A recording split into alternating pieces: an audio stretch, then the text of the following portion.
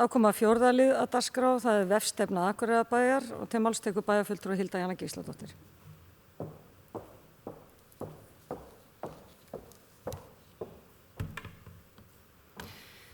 Forseti, ágætu bæjarfulltrúar, 8. liður í fundargerð bæjarráðs frá 11. júní 2020. Þar kemur fram að lögð var fram að nýju drög að vefstefnu sem samþykktar voru í bæjarráði þann 30. janúar síðastliðinn, en drögin voru send til allra fastanemnda en engar athugasemdir bárust og samþykkti bæjarráð vefstefnuna með 5 samhljóða atkvæðum og vísar henni til atkvæðislu í bæjarstjórn. En markmið þessara vefstefnu er að tryggja markvissa miðlun upplýsinga á vefsíðum sveitarfélagsins og setja skýr viðmið framsetningu þeirra til að tryggja skal fyrsta flokks þjónustu, gæði og áreiðanleika í miðlun upplýsinga. Enn fremur er markmið stefnunar að öllum öryggiskröfum við miðlum upplýsinga sé fullnægt, en þar að auki tekur vefstefnan mið af upplýsingastefnu Akureyrarbæjar og í henni má finna ansi nánari stefnumótun. Takk fyrir. Það er bæjarfulltrúi Hilda Jana Gísladóttir lokið máli sínu, næst tekur til máls bæjarfulltrúi Sóley Björk Stefánsdóttir.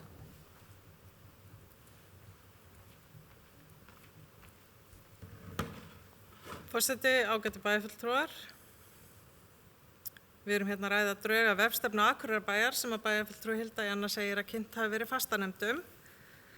Ef skoðaður er ferill málsins á vef Akureyrarbæjar kemur í ljós að hún hefur ekki verið kynnt í velferðarráði og ekki í umhverfis- og mannvirkjaráði, svo að var réttar að segja að hún hefur verið kynnt í 5 af 7 fastanemndum. Eins og við höfum áður rætt hérna í bæjarstjórn, þá er stefnu nú svona og svona. Mestum vert er að þeim fylgi aðgerðaráætlanir. Það er að segja kortið af leiðinni til staðarins sem við erum að stefna að. Í mínum huga er þessi stefna líkari verklagsreglum og mér finnst einhvern veginn pínu erfitt að koma auga á hvernig þessi stefna tengist pólitískum markmiðum.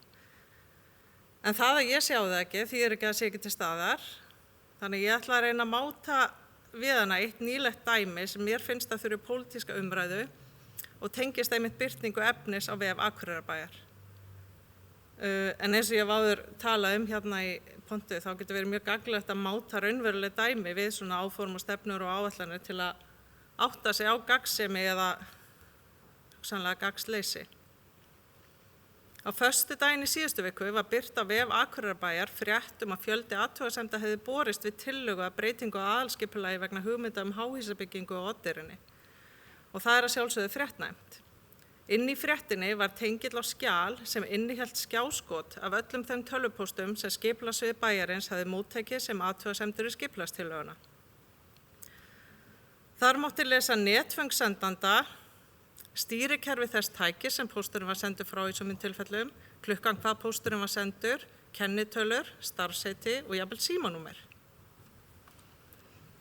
Ég veit vel að athugasemdir sem sendar eru inn vegna skipulagsáforma eru opinber gögn og það veit skipulagsstjóri líka vegna þess að hann ákvað, áður en hann ákvað að senda þessi gögn frá sér, leitaði hann eftir áliti lögfræðingsskipulagsstofnunar hvort slíkar athugasemdir falli undir persónuverndarlög og fékk þau svör að svo væri ekki og að fjölmiðlar ættu rétt á að fá þessi gögn með vísun í upplýsingalög. Skipulagsstjóri sem hefur stýrt skipulagsmálum hjá Akureyrarbæ í rúmlega 2 ár núna veit að hingað til hefur ekki tíðkast að birta athugasemdir sem íbúar gera við skipulagsmál. Þegar fundargerðir skipulagsráðs eru skoðaðar frá september 2019, af því ég nefndi ekki að fara lengra aftur, sést að á einum stað er þess getið að eigendur hús þar sem er getið heimilisfangs hússins hafi gert athugasemdir sem reifaðar eru í fundargerðinni. Að því undanskildu er aðeins sagt til fjölda athugasemda sem hafi borist í viðkomandi máli. Þarna er því að ræða algjöra stefnubreytingu skipulagsstjóra. Ekki aðeins hann hafi ákveðið að birta athugasemdir með öllum mögulegum persónuupplýsingum, þá þær ekki birtar með fundargerð heldur með sérstakri frétt sem einnig var dreift á samfélagsmiðlum eða eins og segir í stefnudrögunum sem hér eru til umræðu, með leyfi forseta, samfélagsmiðla í því skyni að auka dreifingu og sýnileika. Við höfum mikið talað íbúasamráð hérna á þessum vettvangi og við höfum líka rætt eflingu trausts á stjórnmálum og stjórnsýslu.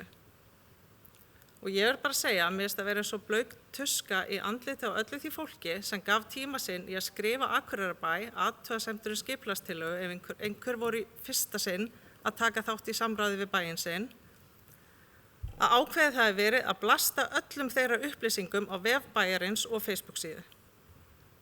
Ekki það að margir hafa endilega haldið að athugasemdir sem slík væri trúnaðarmál, en það var ekkert sem hefði getað verið vísbending að Akureyrarbær færi þessa leið við meðhöndlun gagnanna.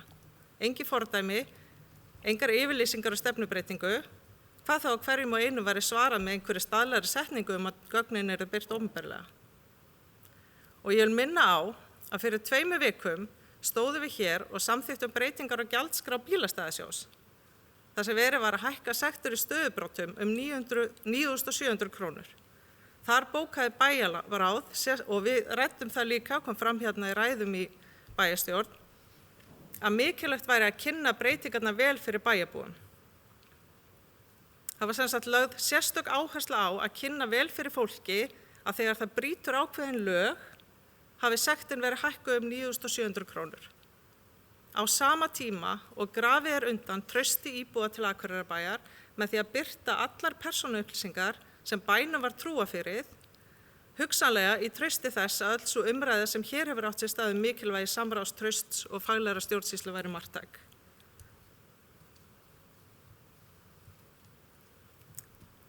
Og ég skrifaði hérna, það var að því ég var orðin svo reið þegar ég var að hugsa þetta, ég skrifaði hérna til fjandans með þessa stefnu, en ég ætla að segja það bara svona lágt. En að því að það skiptir máli hvað gert innan bæjarins og hvernig viðhorf stjórnenda eru, en ekki hvað skrifa á blað og hverju stungi í skúffu eftir að stimpill bæjarstjórnari fengið. Takk fyrir. Það er bæjarfulltrúi Sóley Björk Stefánsdóttir lokið máli sínu. Næst tekur til máls bæjarfulltrúi Hilda Jana Gísladóttir.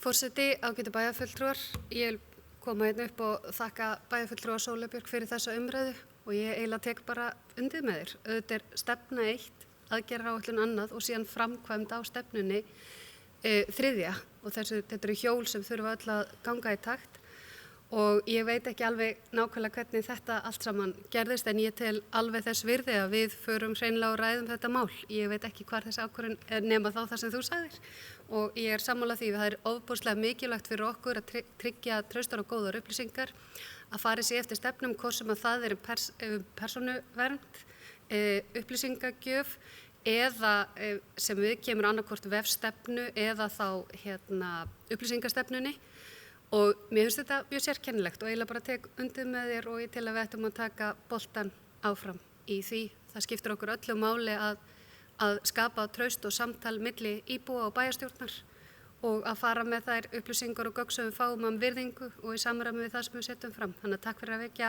athygli á þessu máli og við þurfum sannarlega að fylgja þessu eftir.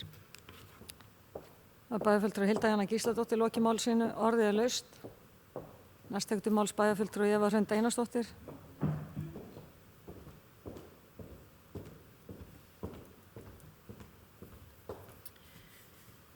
Forseti, ágætu bæjarfulltrúar. Ég vil að tek undir að þetta er svolítið verklagsreglur frekar en stefna. Þegar maður hugsaði það tilbaka að þá er það kannski réttara heiti. Ég geti, held ég bara alveg tekið undir það hjá bæjarfulltrúa Sóleyju Björk. En það var annað sem ég vildi aðeins koma inn á, tengt vefumálum og það er upplýsingagjöf þetta tengist í rauninni tvennu, þetta tengist viðtalstímum bæjarfulltrúa og málum sem koma þar inn og hvernig þeim er fylgt eftir og upplýsingagjöf varðandi þau mál.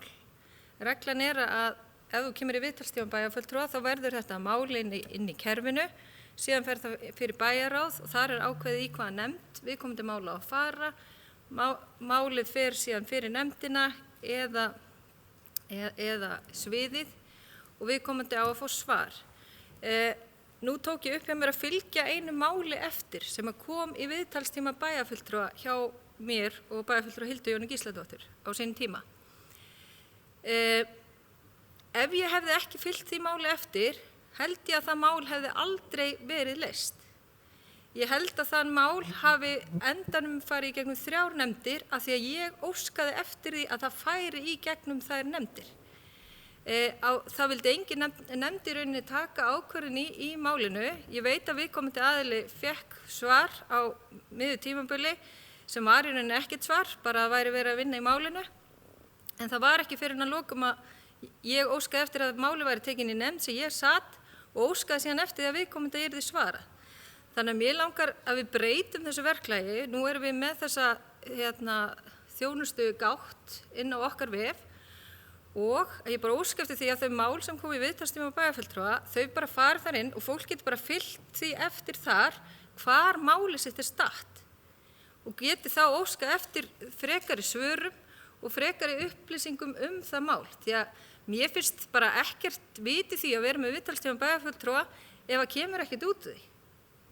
Og ég alveg samferð að það fullt af málum þarna inni sem hafa bara týnst og bara ekkert verið tekið á.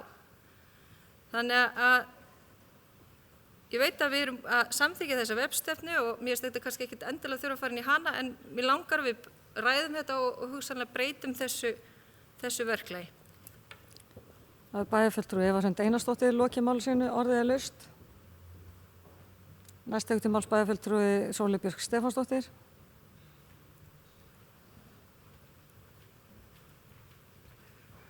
Forseti, ágætu bæjarfulltrúar, ég bara koma einn upp til að taka undir þetta sem að bæjarfulltrúi Eva er að tala um. Ég hef sjálf lent í svona málum og maður er með þetta á reminder og potar í kannski 2-3 ár. Þetta er alveg glatað. Þannig að ég tek undir það, við verðum að breyta þessu. Bæjarfulltrúi Sóley Björk Stefánsdóttir lokið máli sínu, orðið laust. Sem fleiri hafa ekki hvað sér hljóðs, þeir sem geta samþykkt vefstefnuna, gefið merki. Það eru 11.